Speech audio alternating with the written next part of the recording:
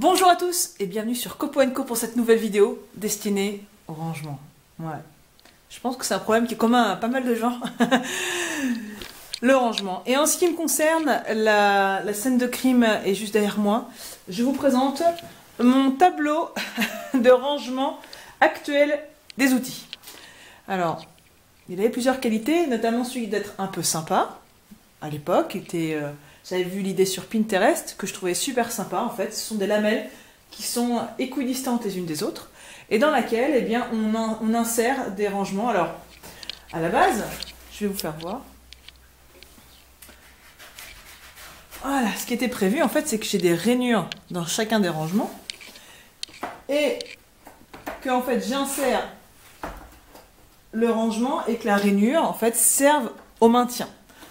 Mais ça ne s'est pas passé comme je prévoyais, parce qu'en fait il s'avère quand même que s'il n'y a pas de surface d'appui en dessous, ça a tendance à basculer malgré la rainure, ou alors il faut une pièce de bois très épaisse avec une rainure très profonde, et par exemple ici elle est déjà assez conséquente, mais c'est pas suffisant. Donc en fait ce que je m'étais résolu à faire, eh ben, c'est l'utiliser dans l'autre sens, c'est-à-dire utiliser la partie qui n'a pas la rainure, pour tout simplement l'enfoncer, voilà, entre deux lattes, faire des trous, et puis par exemple à l'image de ces pinces, les ranger là-dedans. Et le problème, c'est que les lattes, qui étaient toutes à égale distance les unes des autres, je le sais parce qu'en fait, quand je les ai installées, à chaque fois, j'avais mis un petit assaut ou une petite épaisseur que je posais sur la latte précédente avant de fixer la latte du dessus. Donc, à chaque fois, il y avait toujours le même écart. Eh bien, ça a considérablement travaillé, à tel point, par exemple, vous voyez ici, là, ici, j'ai énormément de jeu, mais si je me mets en dessous, ça rentre pas. Alors qu'à la base, il y avait toujours le même écart. Donc voilà. Donc ça avait été fait avec du contreplaqué à l'époque, que j'avais eu dans des chutes de chariot. Donc ça m'avait rien coûté de particulier. Vraiment, si ça m'a coûté 5 € le tout en bois, c'était le grand maximum avec la quincaillerie. Donc c'était l'aspect économique qui était très sympathique. Mais et moi ce que je voulais, c'était quelque chose qui puisse s'organiser, qui puisse changer. C'est-à-dire que si au bout d'un moment je récupère des nouveaux ciseaux, que je puisse faire de la place à côté pour les ranger avec les anciens, etc. Donc ça c'était modulable, c'était tout l'intérêt et tout ce que je recherchais. Sauf qu'en l'état actuel, de par le fait que ça a travaillé, que du coup c'est pas pratique de faire des rangements à mon sens, que j'ai récupéré par exemple pas mal d'outils anciens qui m'ont été donnés, donc que je souhaite les utiliser, par exemple les grosses pinces, choses comme ça. En fait, ce mur-là, il est devenu trop petit et mal organisé. Voilà. Et il n'est plus du tout fonctionnel comme je le souhaite. Donc il faut que je change. Et ce que je vais faire, c'est que je vais remplacer ce rangement par... Ah oui, bon, là, il n'y a rien pour l'instant. Mais il faut vous imaginer. Je vais faire comme beaucoup de gens. Je vais faire des French clits. En tout cas, je vais essayer. Parce que ça reprend ce que je souhaite. C'est-à-dire quelque chose qui soit simple, qui soit pas trop coûteux, qui soit modulable, qu'on puisse faire évoluer dans le temps et qui me permette de ranger pas mal de choses. Donc pour ce faire, j'ai acheté des plaques d'OSB qui se trouvent juste ici, en 15 mm. Et puis je vais utiliser du bois que j'ai déjà, vous voyez là-haut là,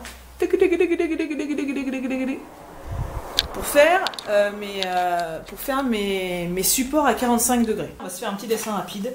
Concrètement, ici, voilà, vous avez votre mur qui est à la verticale.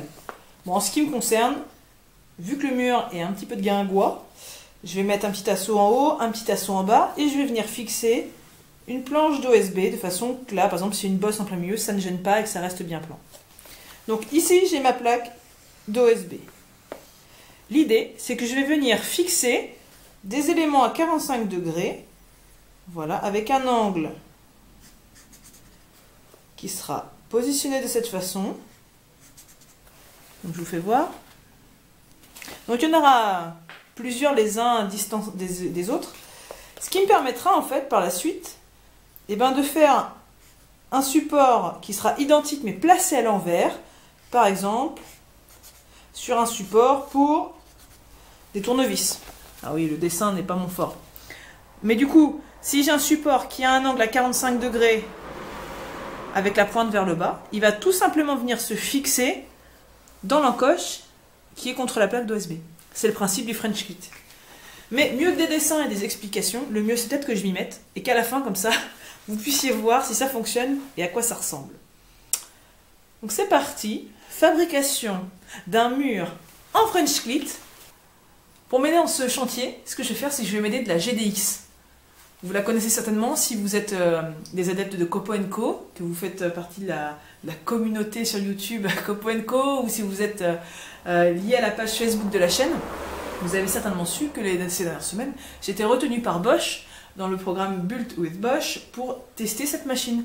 Et tout simplement, ils me l'ont envoyé gentiment. Donc c'est la GDX 18V 200C, qui est en fait une visseuse boulonneuse, qui est une sacrée patate. Voilà. Donc il y a deux types de batteries, la 5 Ah et la 4 Ah. Donc c'est celle-ci qui a en fait le mérite d'être un tout petit peu plus petite. Je vous fais voir, comparer. Vous voyez, celle-ci c'est la 4 Ah, celle-ci c'est la 5 Ah. Donc la 4 est un tout petit peu plus petite. Et en fait en 9 minutes de charge, elle est chargée à moitié. Donc c'est vraiment quelque chose qui est très efficace. Donc ce que je vais faire, c'est que je vais la charger entièrement. Alors, on le voit peut-être déjà derrière, mais il y a un indicateur, vous voyez, de charge. Donc elle est déjà chargée. Pour être sûr que c'est pas 90%, je vais la remettre en charge pour être vraiment certaine qu'elle est à bloc. Et ce que je ferai du coup, c'est que je me servirai d'elle et uniquement d'elle pour fixer mes fameux tasseaux à 45 degrés sur mes plaques d'OSB. Parce qu'il va y avoir quand même quelques dizaines de vis. Et au bout de tout ça, on regardera l'état d'usure de la batterie. Donc vous pouvez faire vos pronostics. Soit elle sera encore à 100%, à 60%. Il y a 5 indicateurs, donc c'est tous les 20%. Donc voilà, il n'y a plus qu'à.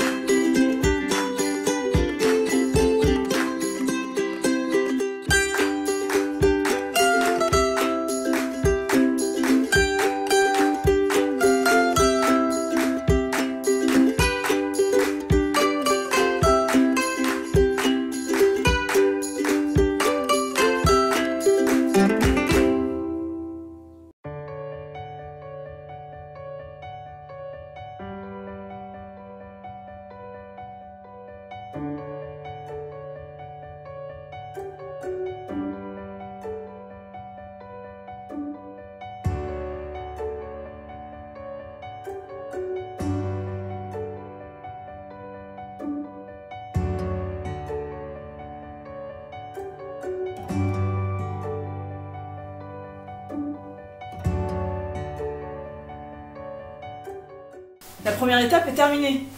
J'ai posé tous les tasseaux, j'ai posé toutes les plaques d'OSB en prenant soin de prévoir les contours pour les prises électriques. Donc ça marche plutôt bien.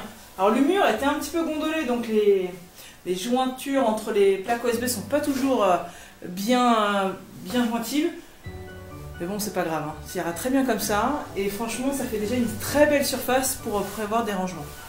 Vous vous souvenez qu'au tout début, je vous avais dit que l'idée quand même, c'était aussi de voir jusqu'à quel point la batterie est efficace. Parce que c'est vrai que j'ai mis quand même quelques dizaines de vis, mais au-delà de ça, j'ai aussi passé beaucoup de temps à faire autre chose, donc à faire mes découpes, etc. Et mine de rien, pendant ce temps-là, la batterie, elle se vide un petit peu naturellement, certainement. Donc, après toutes ces installations qui, du coup, parfois, ont nécessité quand même un petit peu de pêche quand il fallait mettre des vis, j'ai mis des vis de 80 dans mes tasseaux pour entrer dans le mur, donc il fallait quand même que ça rentre. Et puis après, c'est des vis de 40, donc c'est pas méchant, mais mine de rien, il fallait quand même que ça plaque bien la plaque et éviter des affleurs, donc il fallait quand même que la tête de vis soit percutée pour... soit choquée pour pouvoir rentrer bien dans le bois et pas sortir du bois au risque d'embêter après le positionnement des French kits. Donc j'ai fait tout ça, et donc maintenant on va regarder où on en est. C'est toujours la même batterie, toujours la 4 Ah. C'est parti. Alors donc on appuie sur le petit indicateur. Hey, toujours 5. Elle ne doit pas être à 100%, mais du coup elle est au moins à 90. C'est très bien, on va continuer comme ça. Donc prochaine étape, ça va être l'installation des French kits. J'avais initialement pensé les fixer par l'arrière des plaques d'OSB. Mais finalement, vu que j'ai mis mes plaques verticales, ça devenait très compliqué. D'autant plus que j'ai prévu des French kits qui font 2 mètres de long, donc c'est beaucoup plus simple finalement de positionner des grandes longueurs de French kits plutôt que des French kits de 67 cm qui devaient être raccords les uns avec les autres. Donc je vais les fixer avec des vis par le devant. Et puis là encore, on va continuer avec la même batterie et on verra à la fin du chantier jusqu'où ça nous mène.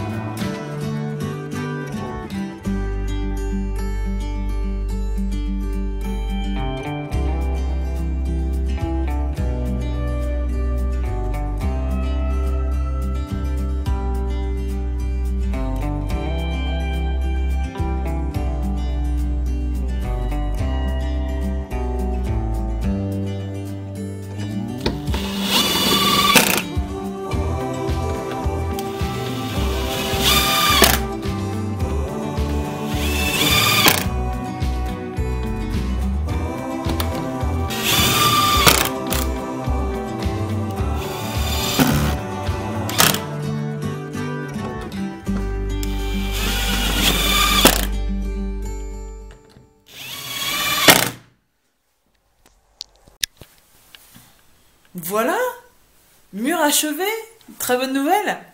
Bon, j'ai bricolé vite fait un petit rangement à tournevis, histoire de dire que le mur n'était pas vide. Et du coup, pour en profiter, pour vous faire voir comment ça fonctionne, parce qu'il y en a peut-être certains d'entre vous qui ne connaissent pas le principe du French kit.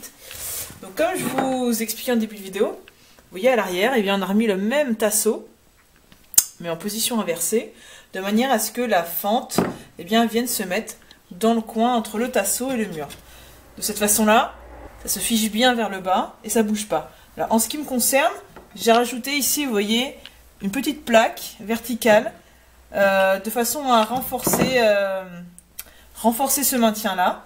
Mais vous voyez, c'est très sympa parce qu'en fait, on peut le mettre à un endroit, on peut le déplacer à un autre, on peut le faire glisser. C'est très modulable. C'est-à-dire que vous avez un nouvel outil, vous voulez le mettre à côté d'un groupe d'outils qui vous paraît cohérent au niveau rangement, bien vous déplacez, ça se fait très vite. Et ça, c'est vraiment chouette. Donc voilà, bon, c'est vraiment la production minute. J'en ferai d'autres, j'essaierai de m'appliquer pour les faire un peu plus sympa, un peu plus élaborés. En tout état de cause, il va falloir faire preuve d'imagination parce que j'ai pas mal de choses à arranger et des choses très variées. C'est-à-dire que bon, les tournevis, on fait un trou, c'est bon, mais des ciseaux à bois, bah voilà, la lame est un peu large, les pinces, faut éviter qu'elles s'ouvrent trop, etc. Donc de toute façon, j'avais déjà commencé un petit peu à réfléchir au problème parce que j'avais fait des petits supports déjà là-bas, mais que je vais pas pouvoir réutiliser. Donc ça sera le prochain challenge. J'essaierai de vous faire part de quelques réalisations dans les prochaines vidéos. De toute manière, vous les verrez par la force des choses parce que ça va devenir partie intégrante du décor de Copo & Co et de la menuiserie. Donc voilà, je suis super contente du résultat. Et donc j'ai comptabilisé, est-ce que j'ai mis des vis tous les 20 cm à peu près, histoire d'être sûr que tout tienne bien. Il y a à peu près 200 vis en tout. C'est déjà pas mal. Ça en fait quelques-unes. Et donc on va regarder ce qu'on avait prévu de regarder ensemble, c'est-à-dire l'état d'usure de la batterie. Alors d'abord, je m'excuse hein, pour le nez un petit peu rouge, mais c'est-à-dire que dans la menuiserie, il ne fait pas énormément chaud, et pour cause, hein, vous voyez, tout ça là, c'est une mince pellicule entre moi et les oiseaux. Alors je cherche parce que j'ai un petit thermomètre, normalement, qui se cache quelque part. Donc on va regarder combien il fait.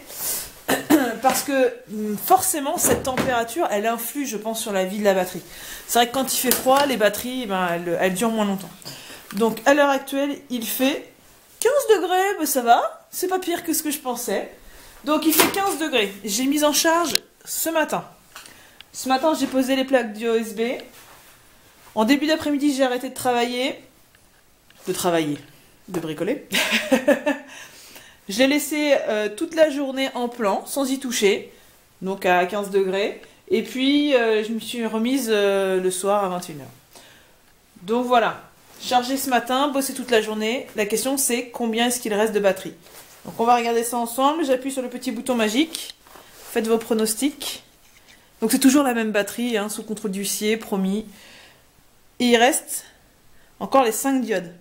Alors on n'est peut-être pas à 100%, mais on est au moins à 80 quoi. C'est fou, enfin je sais pas. Et c'est vrai qu'elle a toujours la même pêche. Elle n'a pas été rechargée quoi. Elle est restée dans une température... Non mais je suis épatée, je me dis c'est pas possible. Mais si, c'est vrai. Il y a toujours les 5 quoi. Bon, en même temps c'est une machine qui est faite pour faire des travaux de force. Donc c'est sûr que des petites vis comme ça dans du bois tendre, c'est de la rigolade. Mais je reste malgré tout épatée. Toute la journée, j'ai vissé 200 vis. Plus de 200 vis parce que bon, il y en a celles que j'ai retirées, remises, retirées, remises. Hein. Vous n'avez pas tout vu dans les accélérés, mais des fois c'était pas toujours comme je voulais, donc j'ai enlevé. Et c'est toujours super, super chargé quoi. Bah chapeau. Franchement, bravo. Que vous dire d'autre? Oui, avant que j'oublie, parce que je pense qu'il y en a peut-être qui seront intéressés pour connaître les dimensions des French Clits. Je repasse à ça. Donc, pour vous donner les cotes, donc dans la hauteur maximum, on est quasiment à 4 cm. Et là-bas, ça doit faire à peu près 2 cm. Et d'épaisseur, on est à peu près encore à 2 cm. Voilà. Enfin, rien d'extraordinaire. Hein. Par contre, c'est vrai que des fois, les morceaux de bois avaient un petit peu travaillé. Mais bon, au final, ça reste quand même relativement plat, comme je le souhaite. Donc, c'est parfait. Donc, challenge réussi. Tout a été vissé. Et là où c'est intéressant d'avoir la fonction de choc, c'est que du coup, toutes les vis sont bien enfoncées. Je ne sais pas si vous allez bien le voir. Parce que quand les French Clits viennent se mettre dessus, et notamment cette partie verticale, il ne faut pas qu'il y ait de gêne. Donc si les vis ont eu du mal à être enfoncées, ça va forcément faire débuter. Et on ne pourra pas faire ce petit mouvement de glisse que je recherche. Donc ça remplit parfaitement la tâche, c'est vraiment génial. Même quand il y avait des vis qui étaient des vis de 80 pour mettre les plaques d'OSB dans les tasseaux derrière, etc. ou dans les chevilles, ça a tenu sans souci. Donc voilà. Très bien, challenge réussi. Alors, si vous regardez d'autres vidéos, vous verrez peut-être qu'il y en a qui font des supports French Clits pour mettre leur électroportatif. Bon, en ce qui me concerne, je préfère quand c'est dans la boîte. Donc, je ne vais pas m'atteler à ça, mais on peut mettre des scies circulaires, on peut mettre des perceuses, on peut mettre plein de choses dessus. C'est assez impressionnant, mais ça fait plus vitrine qu'autre chose. Et c'est vrai que moi, j'ai tendance à faire quand même pas mal de poussière ici. Et ça va être vite dégueulasse. Donc, je suis pas sûre que même pour la machine, ce soit une bonne idée. Mais néanmoins, j'ai trouvé une petite stratégie car j'ai utilisé ce petit crochet à ma ceinture qui est fort pratique. Et au final, Je pense que ça peut marcher de façon provisoire. Voilà, c'est déjà opérationnel. Allez, merci à tous, à très bientôt. J'espère que cette vidéo vous aura intéressé. Vous mettez des petits commentaires, vous mettez des j'aime, faites tout ça, abonnez-vous, comme ça on se reverra. Et puis je vous dis à très bientôt sur Copo & Co. Et surtout n'oubliez pas, j'ai rien entendu. Faites plein de copeaux. À très bientôt les gens. Bye bye.